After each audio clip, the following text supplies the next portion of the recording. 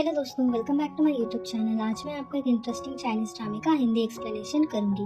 चलो हम इस कहानी को सुनते हैं। एपिसोड के स्टार्टिंग में हम इस ड्रामे की हीरोइन मिस सू को देखते हैं, जो अपना हाइमन रिपेयर सर्जरी करवाती है क्योंकि उसके प्रेजेंट बॉयफ्रेंड मिस्टर फिंग इस ड्रामे के सेकेंड लीड को वर्जिन गर्लफ्रेंड चाहिए थी और सू उसको अपनी वर्जिनिटी देके अपने डैड को सेव करना चाहती थी।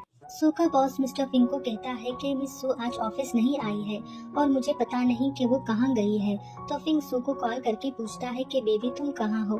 तो सू मन ही मन सोचती है कि लगता है फिंग मेरे ऑफिस गया है और फिर उसको कहती है कि आज मैं ऑफिस नहीं गई क्योंकि मुझे अपने फ्लैट का एग्रीमेंट बनाना था और अब काम हो गया है, इसलिए मैं घर वापस जा रही हूँ। तो फिंग सू को कहता है ठीक है, मैं तुम्हें रास्ते में पिकअप कर लूंगा।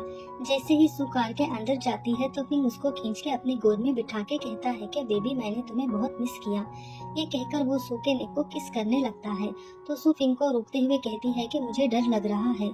तो फिंग सू को कहता है कि हम 3 महीनों से डेट कर रहे हैं और तुमने अब तक मुझे टच करने नहीं दिया।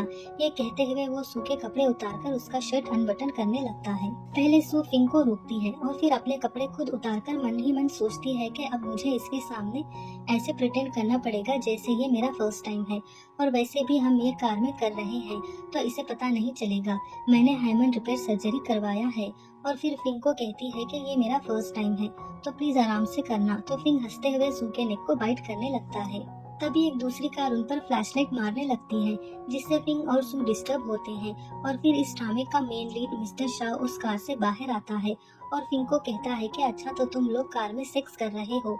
जब सू शॉ की आवाज सुनती है तो सोचने लगती है कि ये आवाज पहले कहीं सुनी लगती है, जिसके बाद हमें पता चलता है कि फिंग और शाओ कजन ब्रदर हैं और शाओ फिंग का बर्थडे सेलिब्रेट करने आया होता है। फिंग सू को शाओ से इंट्रोड्यूस करवाते हुए कहता है कि ये मेरी गर्लफ्रेंड सू है और सू को मोड़ने को कहता है। जैसे ही सू शॉ को देखती है तो वो शॉक होकर सोचने लगती है कि ये तो शॉ है, मेरा एक्स बॉयफ्रेंड। और फिर जल्दी से वो फिंग के गोद से उठकर सीट पर बैठ जाती है और फिर से सोचने लगती है कि मैंने तो इसे 4 साल से नहीं देखा, तो आज ये अचानक कहाँ से आ गया। मैंने अभी अपना हाइमन रिपेयर सर्जरी करवाया और जिसके साथ मेरा फर्स्ट टाइम था वो सामने खड़ा है। फिंग सू को पूछता है कि बेबी क्या हुआ, तो सू कहती है कुछ नहीं और फिर वो अपने आप को शाओ से इंट्रोड्यूस कराती है। ये सुनकर शाओ उस पर हंसता है। फिंग शाओ को डिनर पे इनवाइट करता है तो वो आने के लिए मान जाता है। तो सू फिंग को कहती है कि तुम मिस्टर शाओ के साथ डिनर पे जाओ, मैं घर जाती हूँ। तो फिंग सू को कहता है कि मेरा कजन ब्रदर 4 साल बाद वापस आया है तो इसीलिए तुम्हें हमारे साथ डिनर करना पड़ेगा। डिनर के बाद मैं खुद तुम्हें घर ड्रॉप करूंगा।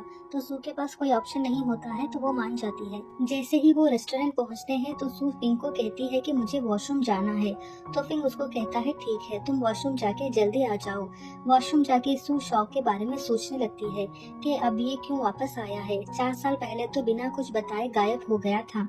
तभी वहाँ शाओ आता है और सू को कहता है कि मेरे जाते ही तुमने नया बॉयफ्रेंड बना लिया। तो सू उसको कहती है कि तुमने भी तो 4 साल पहले मुझे बिना बताए गायब हो गए थे और अब मैं तुम्हारे कजन ब्रदर की गर्लफ्रेंड हूँ, तो हमारा ऐसा मिलना ठीक नहीं है। तो शाओ सू को पूछता है कि क्या तुम फिंग के साथ इंटीमेट हो चुकी हो। तो सू उसको कहती है कि हमारा ब्रेकअप 4 साल पहले हो गया है तो तुम्हें इससे कोई फर्क नहीं पड़ना चाहिए। ये कहकर सू वहाँ से जाने लगती है। तो शाओ उसको ब्लॉक करते हुए कहता है कि किसने कहा कि हमारा ब्रेकअप हो गया है और मैं तो बस कुछ साल अब्रॉड गया था। तो सू फ्लैशबैक में अपने और शाओ के हैप्पी मोमेंट को याद करती है जहाँ पे वो बारिश में भीगते हुए घर गए थे और शाओ सू को कहता है कि पहले तुम हॉट शावर ले लो। तो सू मना करते हुए कहती है कि पहले तुम हॉट शावर ले लो। तो शाओ सू को कहता है कि क्यों ना हम दोनों एक साथ हॉट शावर ले लें। ये कहते हुए वो सू को किस करने लगता है और एक साथ शावर लेते हुए दोनों इंटीमेट होते हैं, जिसके बाद शाओ गायब हो जाता है और सू उसको हर जगह ढूंढती है। उसके घर जाती है तो वो वहाँ पे भी नहीं होता है और उसका फोन भी बंद आता है। तो सू शाओ को याद करके रोने लगती है और फिर शाओ का असिस्टेंट सू को बुला के पेपर और कार के कीज देके कहता है कि ये मिस्टर शाओ ने आपको देने को कहा है और उन्होंने कहा है कि आज के बाद आप उनको ढूंढने और मिलने की कोशिश ना करें। तो सू सोचती है कि शाओ ने मुझे यूज करके डम किया है और फिर वो बुला के पेपर फाड़ कर फेंक देती है और कार के कीज डस्टबिन में फेंक कर वहाँ से चली जाती है और घर जाकर रोते रोते सो जाती है। और मॉर्निंग जब उठती है तो देखती है कि उसके फादर को पुलिस अरेस्ट करके ले जा रही होती है। तो सू के फादर उसको कहते हैं कि मैं इनोसेंट हूँ और मुझे फंसाया जा रहा है। ये देखकर सू की मॉम की तबीयत खराब हो जाती है। प्रेजेंट में हम देखते हैं कि सू शाओ को कहती है कि तो तुम कह रहे हो कि 4 साल पहले हमारा ब्रेकअप नहीं हुआ। तो शाओ कहता है हाँ, हमने कभी ब्रेकअप ही नहीं किया था। तो सू उसको कहती है कि अच्छा ठीक है, हम अभी ब्रेकअप कर लेते हैं। तो शाओ सू को कहता है कि पर मैं तुमसे ब्रेकअप नहीं करना चाहता हूँ। तो सू उसको धक्का मारते हुए कहती है कि तुमने मुझे समझ क्या रखा है। 4 साल पहले तुमने मुझे डंप किया बिना कुछ बताए, और तुमसे दूर जाने के लिए तुमने मुझे विदा और कार दी, और अब वापस आए हो मुझे ढूंढते हुए। क्या तुमने मुझे डॉग समझ के रखा है, जब तुम बुलाओ तब आने के लिए और जब चाहे छोड़ने के लिए। तो शाओ सू की पर्स उठाते हुए उसको कहता है कि फैमिली इशू थे, इसीलिए तुम्हें बिना बताए जाना पड़ा, और अब मैं वापस आ गया हूँ और मैं तुम्हें प्रॉमिस करता हूँ कि मैं दोबारा ऐसा नहीं करूँगा। तो सू उसको कहती है कि तुम्हें क्या लगता है कि इतने साल बाद अब भी मैं तुमसे प्यार करती हूँ। मैं तुम्हें दोबारा कह रही हूँ, मैं तुमसे ब्रेकअप कर रही हूँ। ये सुनकर शाओ सू को फोर्सली किस करने लगता है। तो सू उसको धक्का देके चाटा मारते हुए कहती है कि अब मैं फिंक की गर्लफ्रेंड हूँ। तो शाओ सू को कहता है कि अभी तुम्हारी फ्रेग्रेंस सेम है। तो गुस्से से सू उसको दोबारा स्लैप करने की कोशिश करती है। तो शाओ उसको स्मिल करके अपनी बाहों में लेके उसके हेयर को स्मेल करके उसको छोड़ता है। तो सू वापस उसको स्लैप करने की कोशिश करती है। तो शाओ उसको अपनी गोद में उठा के टेबल पे बिठा के उसको किस करने लगता है। तो सू रेसिस्ट करते हुए उसके लिप को बाइट कर देती है। जब दोबारा शाओ सू के करीब जाने की कोशिश करता है तो सू उसको वार्न करते हुए कहती है कि दोबारा मुझे टच करने की कोशिश मत करना, तुम्हारी वजह से मेरे ऊपर बाइट के मार्क आ जाएंगे, और मैं ये अपने बॉयफ्रेंड फिंग को एक्सप्लेन नहीं कर पाऊंगी। तो शाओ सू को कहता है कि जितना मुझे पता है फिंग के बारे में, उसे सिर्फ वर्जिन गर्लफ्रेंड पसंद है। तो सू उसको कहती है कि तुम्हें इसकी चिंता करने की जरूरत नहीं है, मैंने अपना हाइमन रिपेयर सर्जरी करवा लिया है। तो शाओ सू के ऊपर गुस्सा करते हुए कहता है कि मैं तुम्हें वार्न कर रहा हूँ, फिंग से ब्रेकअप कर लो, नहीं तो मैं फिंग को हमारे बारे में सब कुछ बता दूंगा। तो सू शाओ को छोड़ने को कहती है। तभी बाहर से फिंग सू को आवाज देते हुए कहता है कि बेबी क्या तुम अंदर हो। ये सुनकर सू डर जाती है और शाओ को कहती है कि फिंग बाहर है तो प्लीज मुझे छोड़ो। तो शाओ सू को कहता है कि क्या तुम उसे हमारे बारे में कहोगी कि मैं उसे हमारे बारे में कहूँ। तो सू उसको रोकते हुए कहती है कि तुम मुझे फोर्स मत करो कि मैं तुमसे नफरत करने लगूं। तो शाओ सू को कहता है कि अगर तुम मुझे किस करोगी तो मैं फिंग को बता नहीं पाऊंगा। तो सू उसको कोई जवाब नहीं देती है। तो शाओ बाहर जाने लगता है तो सू उसको खींच के किस करने लगती है। बाहर से फिंग सू को दोबारा आवाज देता है तो सू शाओ को धक्का मारकर बाहर जाने लगती है। तो शाओ सू को रोकते हुए कहता है कि फिंग को टच करने मत देना, मैं तुम्हें टाइम देता हूँ, कल फिंग का बर्थडे है तो इससे पहले उससे ब्रेकअप कर लो। तो सू शाओ की बात को इग्नोर करके डोर ओपन करती है। तो फिंग सू को पूछता है कि इतनी देर से तुम वॉशरूम में क्या कर रही हो। तो सू उसको कहती है कि मेरा स्टमक थोड़ा अपसेट है, इसीलिए मैं घर जाना चाहती हूँ। ये कहकर वो मन ही मन में सोचने लगती है कि फिंग कितने महीनों से वेट कर रहा है मेरे साथ इंटीमेट होने के लिए। आज तो सब कुछ हो जाता कार में, लेकिन इस शाओ ने मेरा प्लान बर्बाद कर दिया। अगर मैं इसको सेटिस्फाई नहीं करूंगी तो मैं अपने डैड को कैसे बचा पाऊंगी। और फिर फिंग से पूछती है क्या तुम मुझसे नाराज हो। तो फिंग उसको कहता है कि जब भी मैं तुम्हारे करीब आने की कोशिश करता हूँ तुम कोई ना कोई बहाना बना लेती हो। तो सू फिंग को कहती है कल तुम्हारा बर्थडे है तो मैं कल जल्दी आऊंगी। तो फिंग कहता है ठीक है, मैं कल के लिए रूम बुक कर देता हूँ। और फिर वो सू को अपने करीब लाकर कहता है कि कल तुम मेरा बर्थडे प्रेजेंट बनकर आना। ये सब सुनकर शाओ को बहुत गुस्सा आ रहा होता है।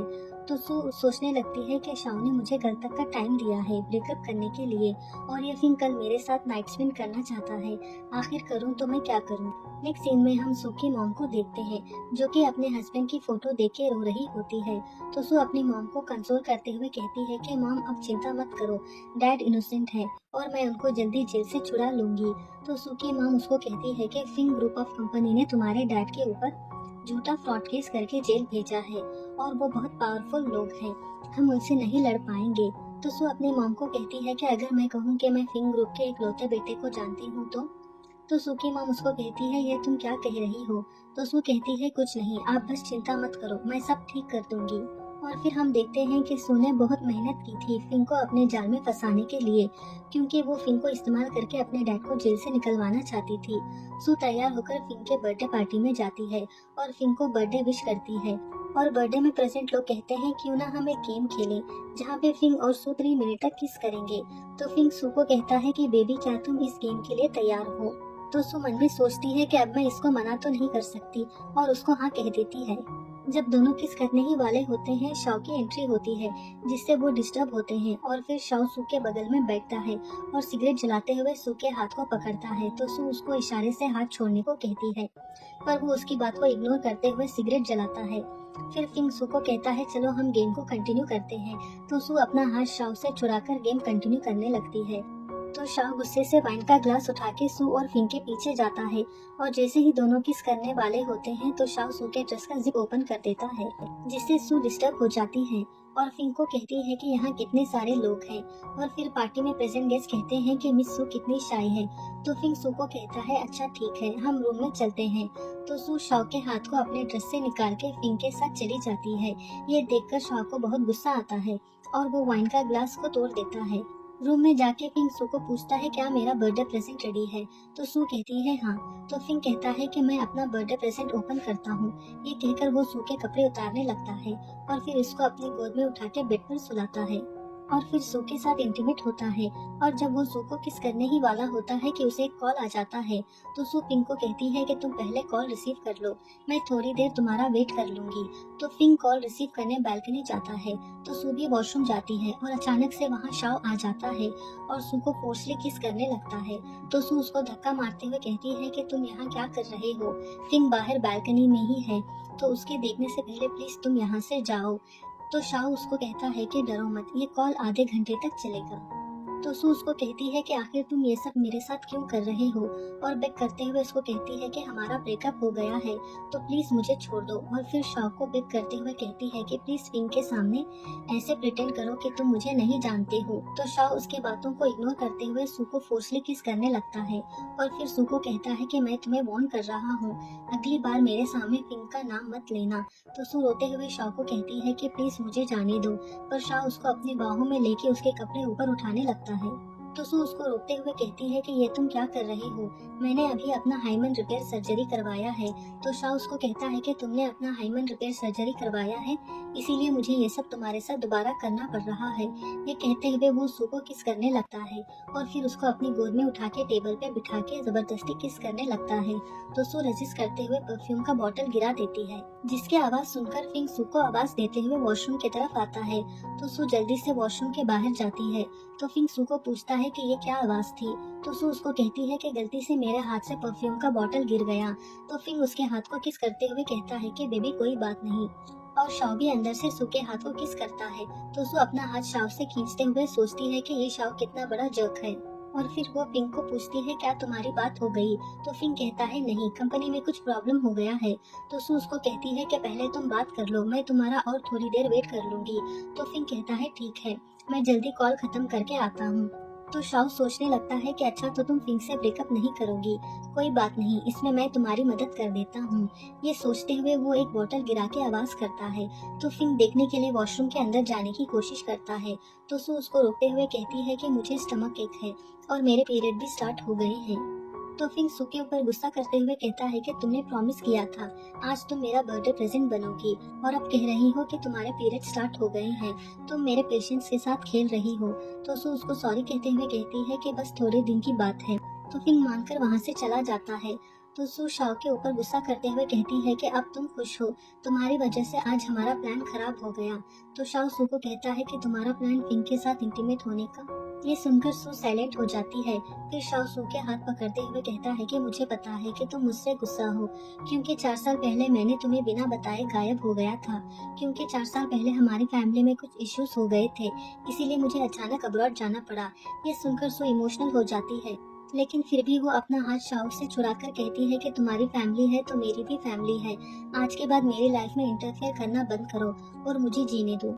तो शाओ उसको कहता है कि तुम्हारे पीरियड खत्म होने में 7 दिन है, तो मैं तुम्हें और 7 डेज का टाइम देता हूँ, तुम खुद फिंग से ब्रेकअप कर लो, और अगर तुमने इन 7 दिनों में फिंग से ब्रेकअप नहीं किया तो मैं फिंग को हमारे बारे में सब कुछ बता दूंगा। ये कहकर वो सू को दोबारा फोर्सली किस करने लगता है और फिर वहाँ से चला जाता है। और सू सोचने लगती है कि अब मैं क्या करूं, बिना फिंग के मदद के मैं डैड को जेल से निकाल नहीं सकती और शाओ मुझे फिंग के करीब जाने नहीं देगा। अगर आपको इस ड्रामे का हिंदी एक्सप्लेनेशन अच्छा लगा तो प्लीज मेरे वीडियो को लाइक और चैनल को सब्सक्राइब कर दीजिए। Thank you.